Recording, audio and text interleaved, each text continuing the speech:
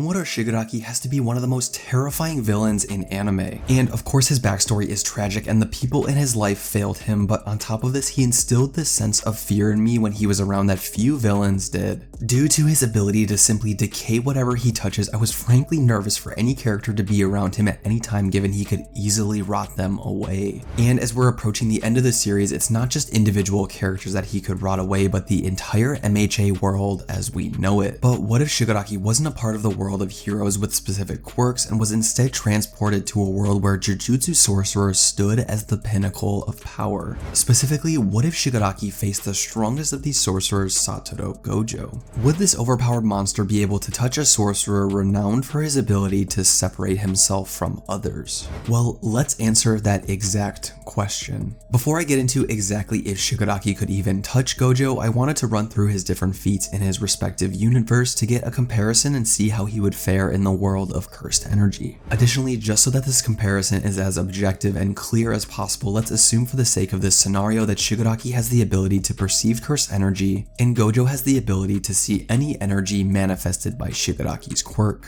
Additionally, both characters will be fighting at their full capabilities and strength within an ideal environment. So for Gojo, this would mean that there's nobody around to get in his way. So without any more dilly-dallying, let's just jump right into the video. To preface the strength of Shigaraki, I wanted to first lay the groundwork for how power scaling is generally thought about in the world of MHA. One of the most famous feats of strength compares the storm that All Might creates when he punches the sludge villain all the way back in the beginning of the story. Various power scalers of the community put this feat at about large mountain level. Now, an important thing to note about this power feat is that this is an All Might after his fight with All for One, therefore this is nowhere near the highest level of power that we've seen in the verse. It's been stated that in his prime, All Might was about 50 to 60 times stronger than when we see him in the beginning of the series. We know this because during his fight against the Nomu during the USJ arc, it takes about 300 punches to put it out of commission, and All Might remarks that during his prime, all it would have taken is 5. So scaling this multiplier to the storm feat that we referenced earlier, and this puts the power of prime All Might around 60 times that of large mountain level, making the physical strength cap of the verse around island level or potentially even higher. After his modifications, it's been stated that Shigaraki's physical strength rivals and is on par with All Might's during his prime, meaning that at a bare minimum, Shigaraki's physical attacks can be directly compared to a large island in terms of its potency. This can be validated even further given that in the war arc, Deku was able to hit Shigaraki with an attack imbued with 100% of One For All's power and still did nothing to him. With regard to Shigaraki's speed, we know from the previous statement about his strength that he compares to One For All users like Deku and All Might.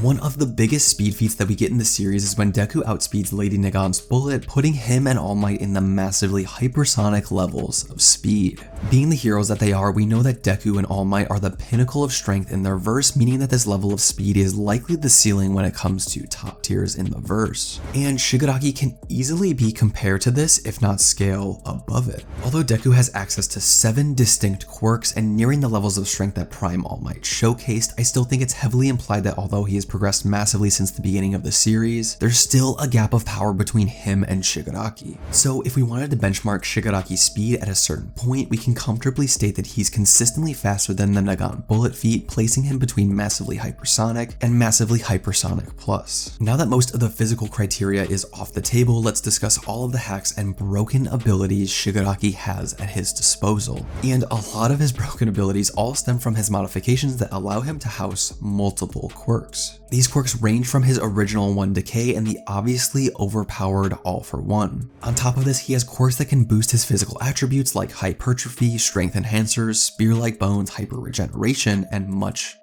more. And like we had mentioned in the beginning of the video, if we're equalizing the power systems between MHA and Jujutsu Kaisen, All For One would give Shigaraki the ability to steal the curse techniques of others, essentially making him into a more broken version of Yuta Okkotsu, which is honestly a really scary concept. On top of this, we of course can't dismiss Shigaraki's decay ability, as it can quite literally one-shot characters whom he touches. And this really isn't just limited to a single person, as we've seen in the war arc. Shigaraki has the ability to touch the ground, dealing a massive area of effect attack. Now, I know Gojo is an insanely fast character, if not one of the fastest characters in his entire verse, but this is something I don't think would bother him too much if we just look at how he'd react to this ability. However, if he was overwhelmed overwhelmed or distracted in any way with other quirks, this may definitely be something that could pose a threat to him, but we'll get into the details on that in just a little bit. So now that we've established Shigaraki's insane offensive potential, we can say that his defense is equally as formidable. We know that he has the ability to regenerate from being absolutely torched by Endeavor's flames, and by the time that his body completely adapted to receiving All for One, he was capable of surviving a missile strike. So it's obvious that large bursts of power aren't simply enough to take down Shigaraki, and he'll need to be exposed to high levels of repeated assault to ultimately put him down. Apart from these main powers, Shigaraki has the ability to see the weak points in his opponents using Search, increase his power output with kinetic boosters, and sense the intent of one's emotions with Danger Sense. So it's safe to say that Shigaraki is incredibly broken and has the ability to add even more to his arsenal with All for One. Long story short, this guy can do a lot. But with Shigaraki out of the way, let's see how he could ultimately do against the Honored One and truly see if he could reach the likes of Satoru Gojo.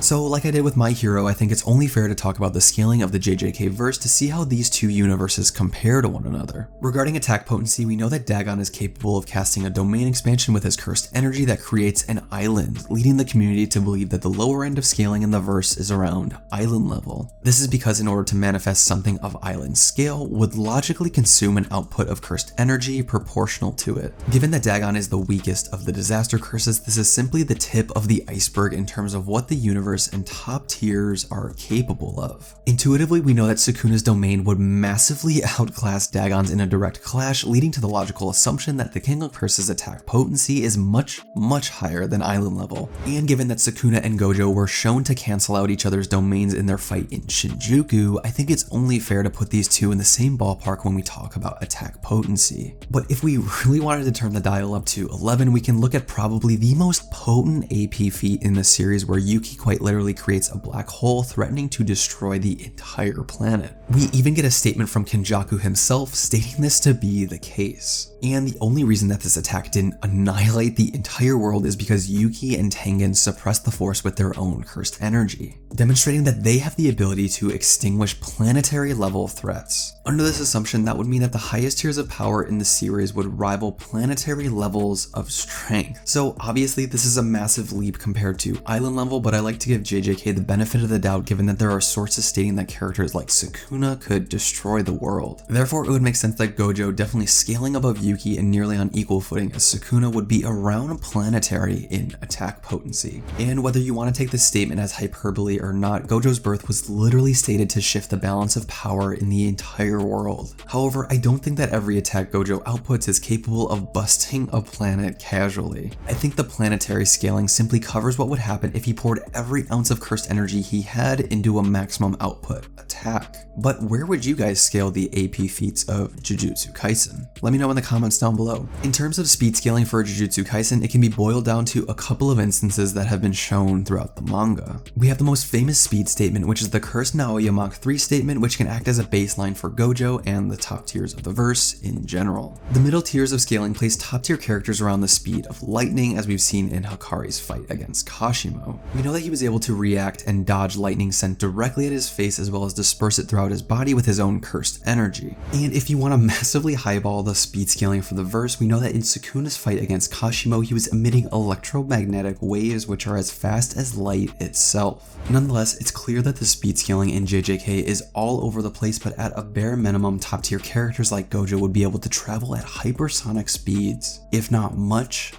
faster. Now jumping into the hacks and abilities of Satoru Gojo. It's no surprise that his biggest hack and advantage over Shigaraki is his limitless and ability to fly.